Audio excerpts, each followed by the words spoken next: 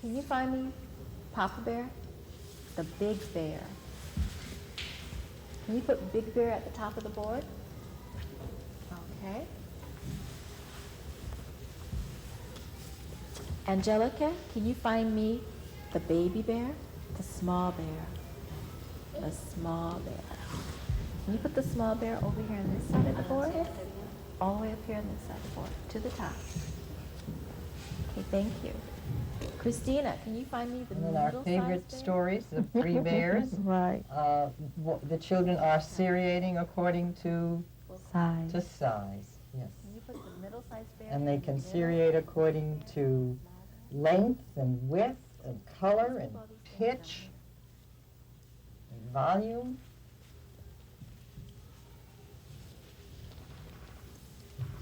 Daniela, can you find me the small bowl?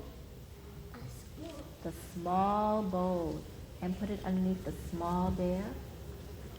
Which one's the small one? Can you put it underneath the small bear? Where's the small bear? Look on the board, Daniela. Where's the small bear? This Now, is the Sean, bear. and your I children want the bear. are, Where's the bear at? many of them are Spanish speaking. Yes, And, majority of my children are Spanish speaking. and sometimes I wanted this to be seen because I think it's important to recognize that even if children may not have the terminology, or they may not be able to respond rapidly, it doesn't mean that they don't have the concept. And I thought That's the big bear. it was a wonderful illustration of having patience and giving the child the opportunity to think about it and take his time. Alan, can you find me the big bowl to put with the big bear? That's the middle size bowl. Genevieve, just a minute, have a seat, you're gonna have a turn. Where's the big bowl? Where's the other bowl? This is the small bowl. Seems like you really expand on your flannel boards when you do them. I try to. The children really love the flannel board. They interact with it very well on all different levels, especially math when it comes to stories. We do the three little pigs, the three bears, the Billy Go Gruff, and they really seem to enjoy it. And with each one, it's always something new. Each day it's something new.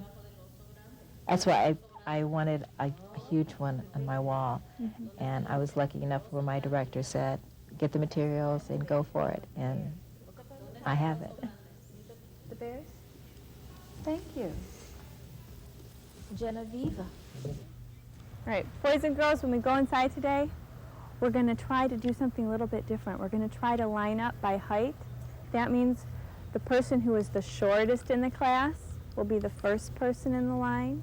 The person who's the tallest in the class will be the last person in the line.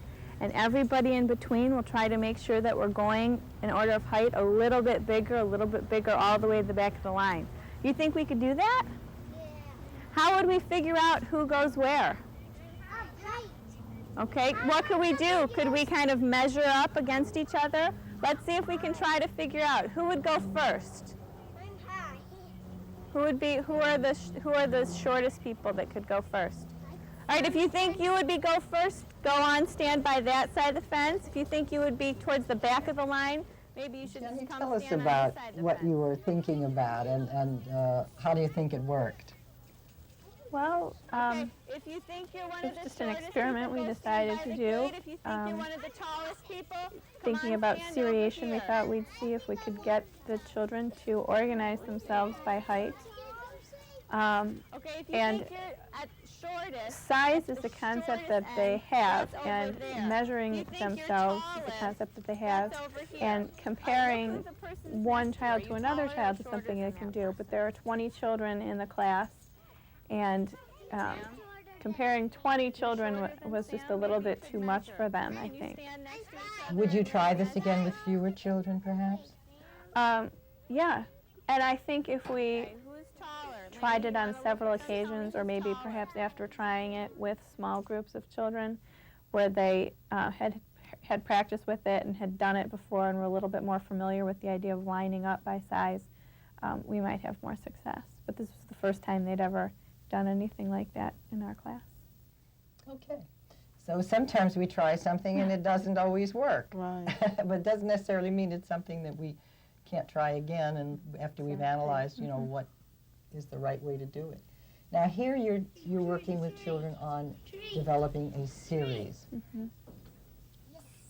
This is a game we play on the flannel board often. You think you know what would come next?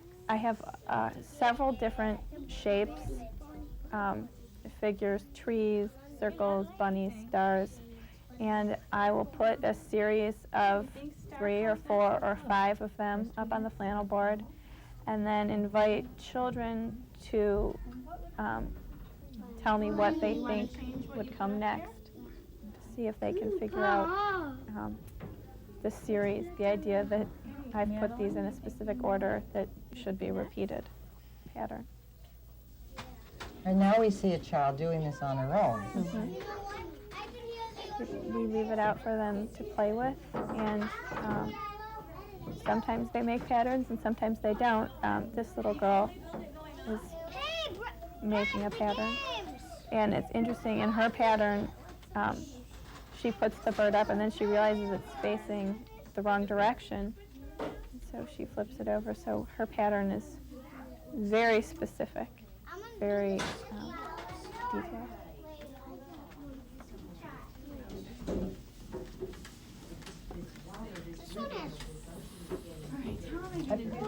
Juxtapose these two ideas because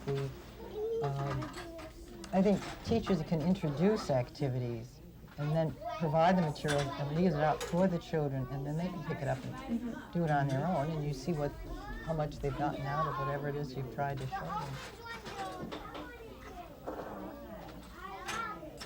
Now she has a helper. She had no problem with him coming in and assisting her. I think she stared him down a little bit and then Oh, yeah. decided to let him play.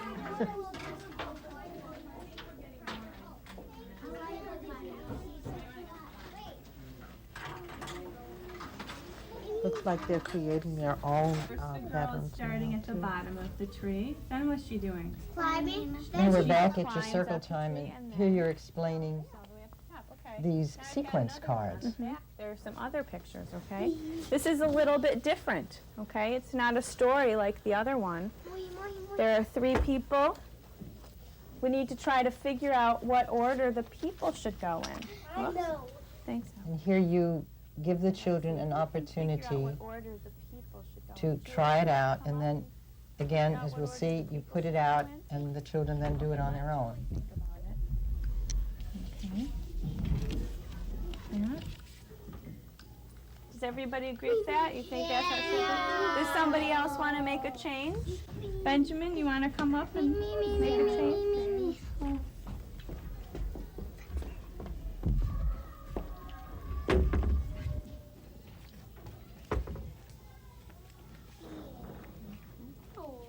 Oh, okay. Why did you want to do it that way? Because I'm big, small, small.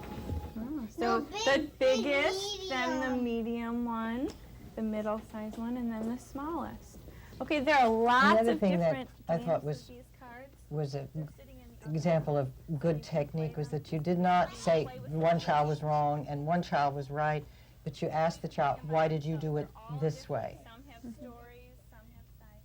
Well, often I find that while I may have something in mind as being the right way, if I ask the child why they did it a certain way, it's very likely that there is another right way to do it that I just hadn't been considering. And when they explain it to me, I realize that I was the one who was wrong. So. Brian. Tell Benjamin why you think that. Now we're seeing the children using the cards and organizing them in a correct sequence. Yeah. Silly. Now Okay. this, and now this second. So first he's getting on the spaceship. Then he's taking off. Okay, then he's taking off. Then, He's trying to get to the planet, and then he gets on the planet. can you do the one on the back? The one, okay. Flip it over, see if we can do that one. I know how to do this. This is really easy. Let me know when we do it, because I got it. You know what? There are other ones too. Let's see if we can find. Here's one. Can you do that one? All right, Steven, show me what you think it goes. First, what's he doing? Rolling. Then he goes like that. Then second, he's building it. Then he's Third, there's a snowman, and then fourth. I know which one's right. Then he would, Slide down. and then up. Then he would get scrambled up. Then he would fall in the snow. That makes sense. I noticed in the first, when he first explained it to you, you were using the ordinal words first, second, third, fourth, which is another way of helping children understand seriation. First he pours it up, then it flows, then it blows, then it pops. That was too easy for you.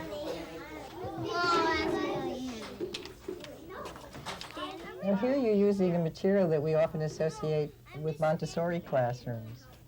Yeah, we're not a Montessori classroom, but we have the pink tower, and it's a fun toy for them to play with.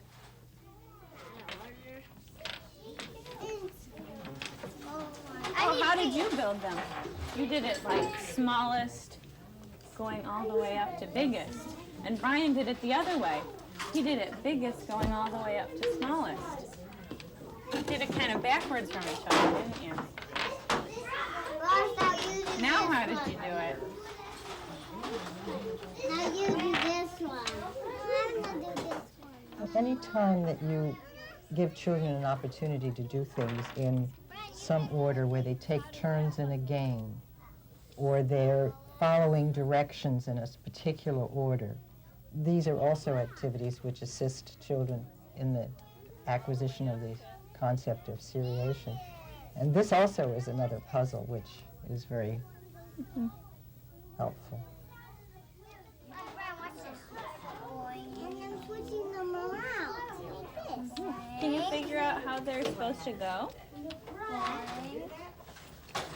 Boing, and boing.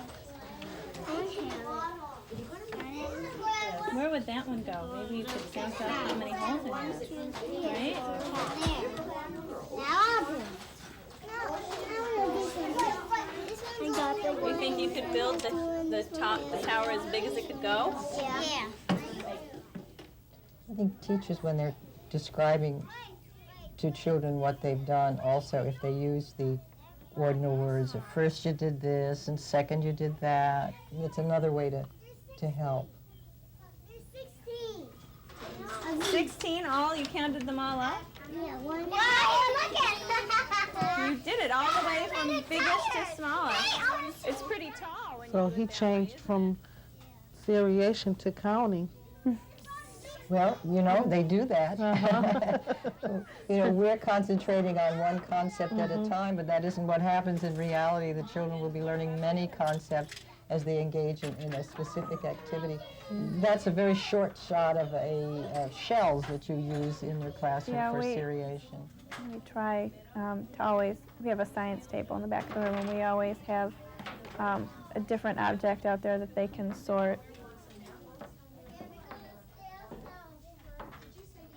In different sorting trays, actually, different trays with different size slots and holes and grooves.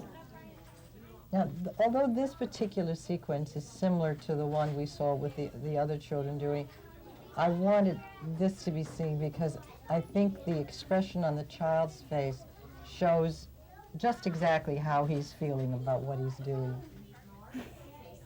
He's feeling pretty good. Yeah.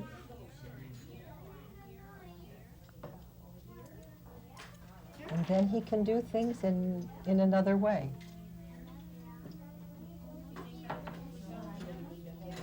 How old is he? He is almost 5. He's still 4. He's still 4.